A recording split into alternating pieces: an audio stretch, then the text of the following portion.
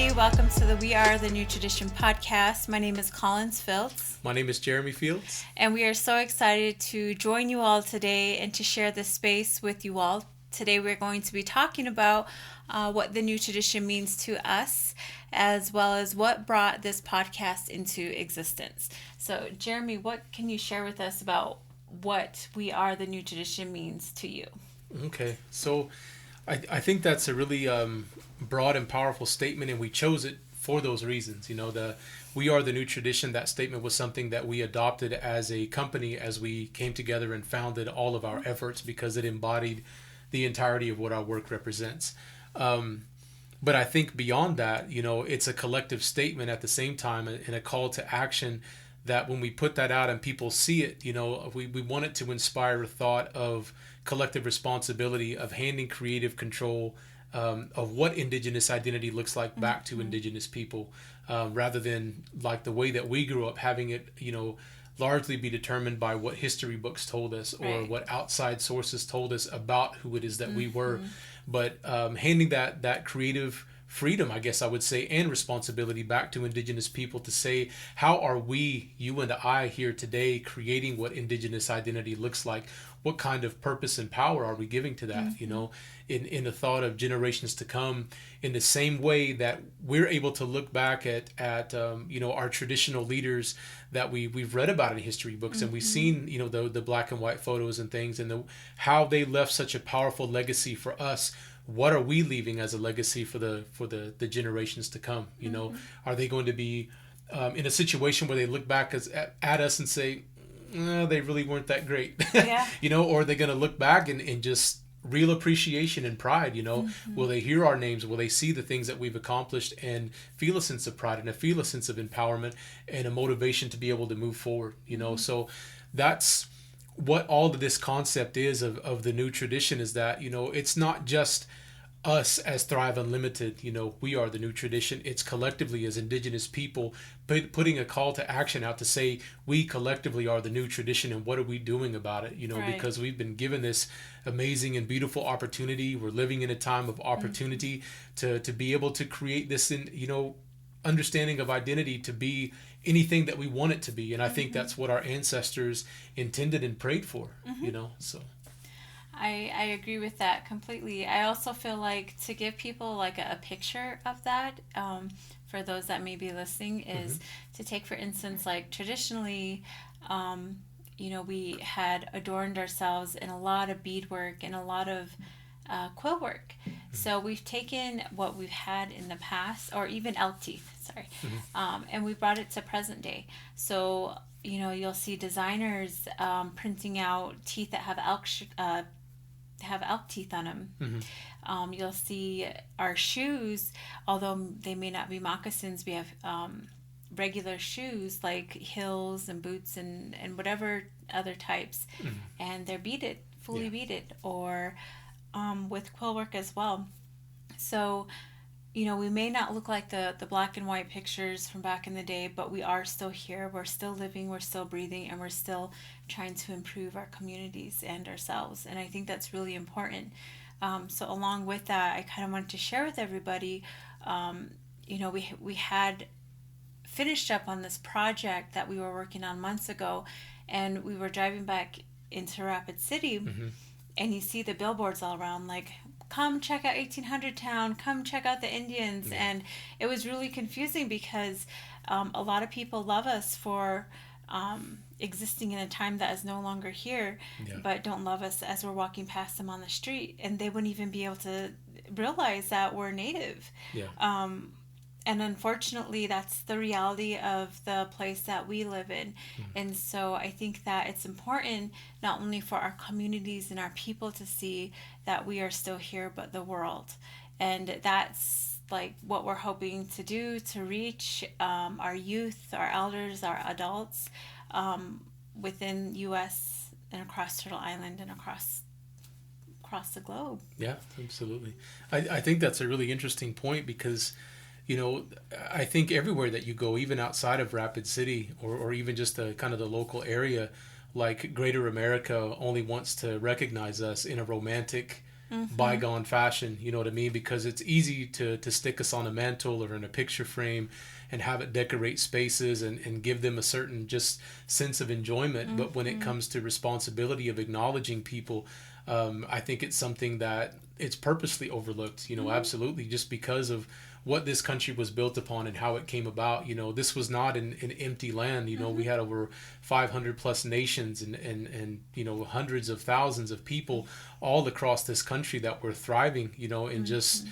you know, thousands and thousands of year old lifeways. You know, there Mm-hmm. was nothing new about this place, you know what I mean? And we had such a deep rooted and ingrained history that, you know, as hard as they tried, we're still here. You know, Mm-hmm. we've been able to maintain a great deal of those things, but that's what needs to change. You know, Right. like we have to begin creating space for indigenous people on a world platform once again, you know, rather than just being set aside as indigenous people doing indigenous things over there in the indigenous corner. You know what I mean? We were people of this earth. And then when you look Mm-hmm.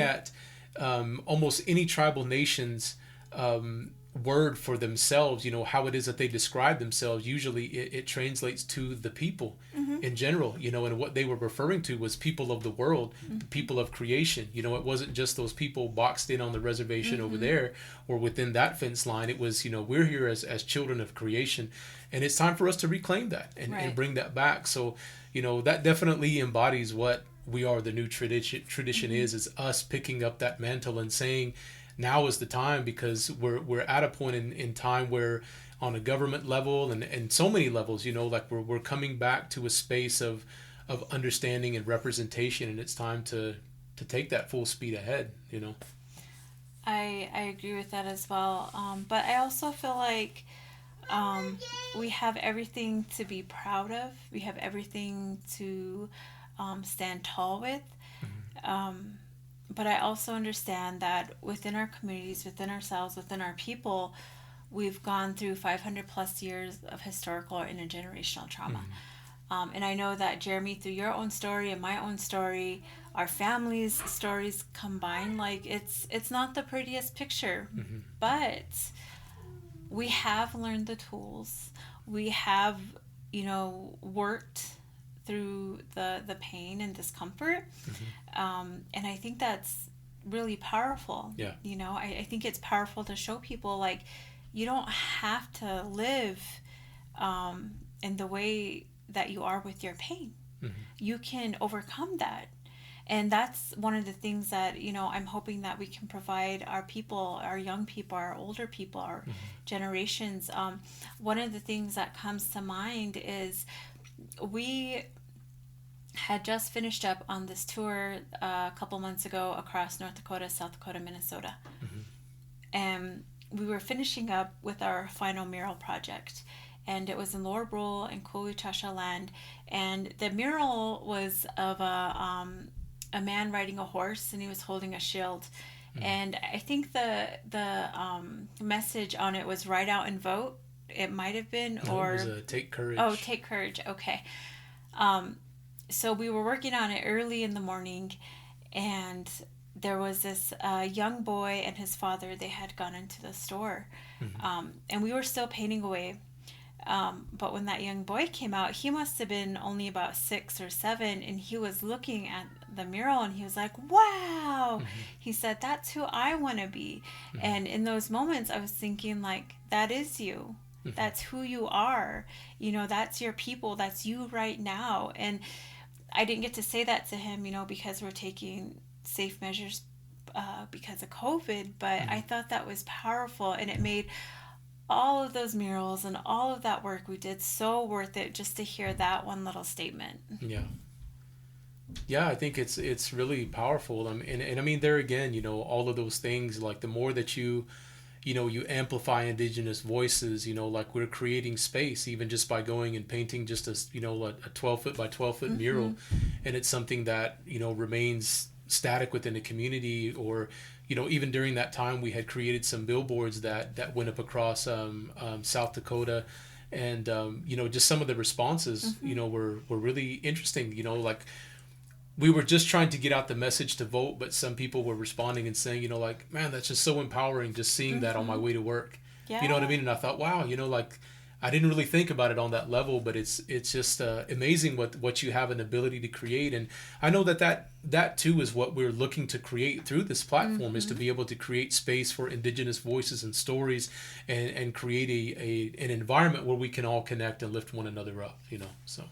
Yes, and that's so important, and it's so important to share the tools that we've gained, the knowledge that we've gained, and to talk about the really difficult things, but also the really good things. Hmm. I know we have a lot of storytellers that are going to be Hmm. coming on and sharing their knowledge. We're going to be discussing, plants and herbs and animals. Maybe eventually scary stories, just because I know that's one of our favorite things to hear about and listen Yeah. to. But we're here for it and we're super excited, but we also want to hear from everybody else. Hmm. What do you want to talk about? We want to keep an open mind and keep it open, because everybody's facing something different. And also know that we're here for you as well. You can message us if you need to in private, and we can share tools that we know personally that might help you. Yeah, absolutely. And just along with the podcast, there are so many things that we're developing as support measures that go along around it. Just Mm-hmm. knowing the kind of work that we've committed ourselves to, and sometimes we do have to have tough Mm-hmm. conversations because it's necessary. Those are the things that are needed within our communities for our families to heal. But one of the things that we're developing, as we speak, is a resource that'll be hosted via our website. Mm-hmm. Mental and emotional health resources, because a lot of our communities lack those things. Mm-hmm. And especially during this time of this pandemic, it's more needed now than ever. But at the same time, things and technology has allowed us to be able to do that remotely. Mm-hmm. So we're really at an important time where those things are being made available. So we want to Mm-hmm. do our best to be supportive of those kinds of measures and things. And then just as well, one of the things that we'll be facilitating in conjunction with this podcast when we do have certain conversation is that we'll have a follow-up live discussion, Mm-hmm. in the days to follow the episode, to kind of expand upon that subject, so that people that are out there listening in or tuning in, that they may have a certain perspective that needs to be Mm-hmm. shared, and that would be an opportunity for them and other listeners to call and tune in and have a live discussion with us. And I know in certain ones we're discussing having some like mental health professionals on, Yes. to give Mm-hmm. professional opinions and certain things of that nature. But with that being said, like we are not doctors, we're not clinicians, and we're not here to, I guess, diagnose Mm-hmm. anybody or anything to that effect. This is just a space to be able to share experience, share stories, and do our best to lift one another up and help one another Yes. along. So with all that being said, I know a lot of the people that are tuning in are probably wondering exactly who it is that you and I are. I know some of them have been following, and thank you to everybody who that's been supporting our work. Mm-hmm. We greatly appreciate you. Um, so can you share a little bit with us about who you are today, and how you came to be this magnificent person? Thank you. I can. So I am a wife. I am a mother of four daughters. I am a beadwork artist, a designer, project coordinator for Thrive. On top of doing our podcast, I come up with the content. I also do shipping and handling for Thrive, as well as a health and wellness educator. Hmm. And I also work with our women, with my sisters, our warriors. Hmm. So that's just a small and quick, brief description of what I do today. Um, However, my story, I'm just going to share just a little bit of it. Hmm. But I do want people to know ahead of time that some of the words I'll be using could cause some triggers, and I don't mean or intend for that to happen. But yes, this is just kind of part of the journey. So I am I guess you would say, it's survivor of multiple traumas. That's just a part of my life experience. Um, as a result of those traumas, there was a drugs and alcohol that I was involved in, that I ended up having to go into a group home, which then I went into treatment and then experienced some traumas thereafter. But that's kind of where my healing journey began without really realizing it, because I went Yeah. into counseling. Hmm. Um, and through that counseling, at that age, you don't really take it serious, I think, until you get older. So I think that was just planting the seeds, I guess you can say. And when you get older, you're like, oh, now I know what they were trying to say. Now I know that they were really trying to help me. But it was done in a sense that I didn't really understand at that time. Um, so as a result of going through, all these different traumas, um, I started my beadwork journey with my oldest Jayla, who is now 15, and I started making her first pair of moccasins, and I was teaching myself. So I was given these tiny beads, size 13, and some leather, and I started beading. And that's where it began, and then it kind of took off from there, through trial and error, just like making moccasins, and of course making everything for my family. Once they knew I could make something, they're like, oh, can you make this for me? And at that time, and I think for almost every Native family, that we have a lot of kids. I mean, now we have 4 daughters, that's 8 feet. That's a lot of feet. Yeah. And so all of my cousins were like, I'm having a baby. I'm like, I can teach you how to bead. Like, but that was part of the journey.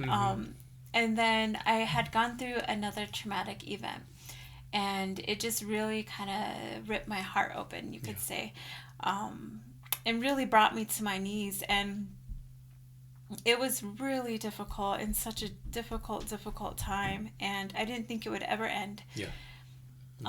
So what had happened at that stage in my life was turning back to my original roots, our traditional ways. But that came with the even larger and bigger responsibility. That meant no more drugs, no more alcohol, although eventually I'll elaborate more on that, within this podcast. But that just meant absolutely nothing. And so I fully immersed myself into ceremony, into sweat, into carry myself in that way. And also at that same time, I was working at a private treatment facility in Las Lunas. And, those kiddos, as much as they would say, like, you helped me, you healed me, and whatever it may be, I attribute a lot of my healing to them. Because kids, if anything, they're going to be your greatest reflection. Absolutely. Of things that you're holding within yourself. So that's where, I've continued to pick up more healing, more tools within that part. But then, I feel like throughout the years, and depending on how you want to look at it, not everything in your life is trying to attack you. Not everything in your life is trying to make it difficult for you. I feel like a large part of it is how you're looking at this. I know that for myself and my growth and coming together as a family, that some of my biggest growth has happened as a result of us coming together as a family. It was no longer just about me and Jayla. It was about me, you, our daughters, and our newest baby, and us. I had to go from a space of just me and Jayla to us, and that was big for me. So along that journey was just so many different tactics of learning how to heal myself, and that's continuous. Like, I wouldn't dare say that I'm 100% healed. I feel like it's going to be a continuous journey because we have continuous layers. Absolutely. And I think that's really beautiful and really powerful, because now every day I feel like I'm teaching myself to love a little bit more, to be more compassionate a little bit more, but even for myself. And I think, I do put a lot of those memes like, sis, open your heart and heal, or whatever it may be, has a lot to do with my own journey. Absolutely. And I feel really good about that, because I just want to be able to let any young woman or older woman know that, sometimes we just need a message to, maybe give us a swift kick in the butt and be like, you know what, I can do this. Get up and, put on your shirt, put on your earrings, and get going. Because life is waiting for you, and life can be really good. Because I feel really good. I'm so thankful that everything that I've worked on has led up to this because it's beautiful. Yeah. Okay, well, now that I've shared a little bit about, myself and my journey with everybody, and hopefully you get a better sense of who I am, Jeremy, can you share yours? Yeah, absolutely. Geez, I feel like I've been all over the place with everything in this life. Um, Today, I'm the founder and director of Thrive Unlimited. I'm an artist. I'm one of the creative forces behind a lot of the content that we share out, and I guess I'm a father. I'm a husband. I'm an artist in every sense of the word. I would just say I'm a creator because it seems like anything I can get my hands on, I'll make something out of it. Mm-hmm. Um, but I think that all of those things are what brought me to where I am today, because they've all been lifelong journeys, Mm-hmm. whether it be through this work of contributing back to people, whether it be as an artist or as a father or even as a husband. All of those things have been transformational in my life. And, just similarly, looking back into my past from the time that I was, a child, experienced multiple traumas throughout my life. Um, and all of those things, I think they led into the work. Mm-hmm. And when I was young, I picked up art as a means to be able to cope. It was Mm-hmm. therapeutic to me. I was a really quiet young person, and I that was the way that I found to express myself, was through color and form and imagery. So when I became a teenager, that's when I really began to pick up art seriously, because and I guess it goes hand in hand that was one of the toughest parts of my life. Growing up as a young indigenous person in a non-native, predominantly non-native community was difficult. It came with a lot of pressures racially and socially. It Mm-hmm. made it difficult to manage a lot of things. So art was my outlet, to deal with all of the stress and the heaviness and the depression and the sadness and things. And during that time, I never really shared it with a lot of people, but I went through like a space of like suicidal ideation, because of being just so depressed and not knowing where to go for help or what to do, Mm-hmm.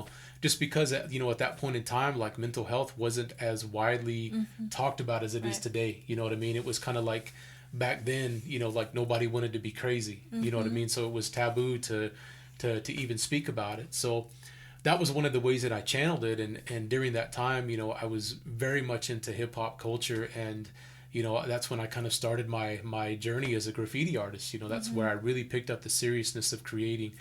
And, during that time, I started, painting large scale murals and just dove head on into it, and from there, kind of got myself just involved, just neck deep in hip hop culture as an MC and a b-boy, and even just to the point of learning how to DJ and produce music and everything. Mm-hmm. That was my life. And people, there's people that today don't even know me as the name Jeremy Fields. Like you could probably say that to people and they're like, I don't, I have Who's no idea who that? that Yeah. is, but I know his alter ego for 10 plus years. Mm-hmm. But I always tell people, like for where I am today, everything that I've become, like work wise, I credit it back to hip hop and graffiti culture, because that's Mm-hmm. where I found my voice. That's where I found the means to overcome a lot of that hardship and a lot of that trauma, because art was my therapy. It gave me an avenue to express all of the heaviness and the angst and all of those kinds of things. But at the same time, stepping into music, it was something that brought me face to face with indigenous communities outside of my own, because Mm-hmm. I had the opportunity to travel and perform and tour around the nation, and it took me to a lot of different reservations and indigenous communities that I had never been to before or didn't even know existed at that time. And in doing so, I came into contact with a lot of young people like myself and younger, and also elders as well. But it was intriguing to me to be able to see all of the similarities in terms of struggle and hardship that we all go Mm-hmm. through, even though we're spaced so drastically far apart. And just seeing the struggle and the strife amongst the young people, similar to what I had gone through. my mind started working to be able to say, like, what's really at work here, you know, and what needs to be at work. So it kind of drove me into the position of trying to find solutions. And the more that time went on, I began to kind of step away from the music and focus directly on the people, and directly on what are those issues that are common throughout our communities, and how do we begin as people to develop something that's going to help us? How do we help one another, you know? And just over time, you know, I began working with adults, and then adults turned into elders. And, you know, at that point you have the entire, you know, span of, you know, our indigenous population, and you have all of the different, I guess, good and bad all laid out on the table, and you begin to kind of start figuring out the pieces. What are the triggers? What are the traumas? What are the solutions? What do we have, you know, to work with already, and what do we need to, you know, begin to develop? So that's kind of what, you know, brought everything forward. And everywhere along in that journey, you know, my personal life again too was a, you know, a powerful teacher. And all the goodness I can recognize in myself, or I feel that even other people recognize in me, I have to attribute that back to my children. You know, like they were absolutely my greatest teachers. You know, I think you know, the greater part of my healing came through them, in terms of learning to love, and what healthy love actually looks like. You know, and actually having to help them through their own trauma. You know, having to help them heal. You know, all of those things brought me, you know, just right face to face with Creator, you know, and kind of crack this entirety of what we understand life to be wide open, and caused me to really, you know, just take my ego off and really look at the intricacies of what this life really involves. You know what I mean? And then, you know, piece by piece, decide what I wanted to put back together and what I wanted to leave behind, you know. And even still to this day, I'm still doing that. You know, there are things that I'm finding that don't serve me, so I take it off and set it aside, and I put something better back in its place. You know, but you know, all of these things are just have been important pieces in my life. You know, that have brought me to where it is that I am today, and made me who I am. So, yeah, I would say that's my best breakdown of my story, I guess, so to speak. So. Okay, so as you can see, that both our journey has been very interesting. Along the way, it's required a lot of self growth, a lot of self realizations, and a lot of help from every direction. So we can see too that one what's the saying? One size doesn't fit all. Yeah.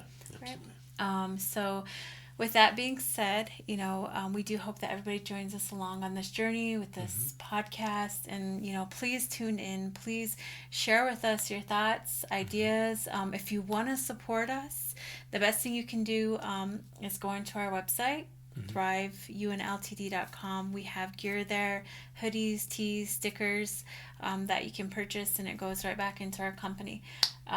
So with that being said, anything else you'd like to share, Jeremy?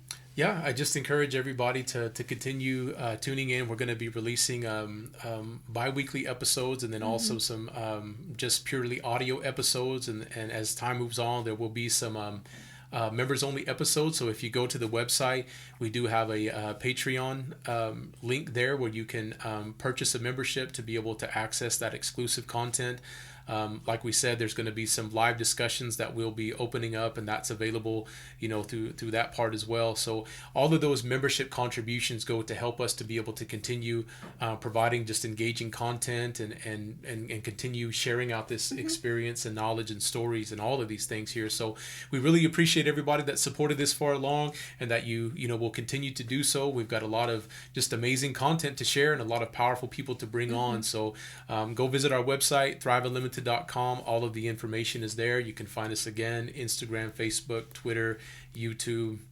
So we look forward to seeing you all next time. So, Doksha. Doksha.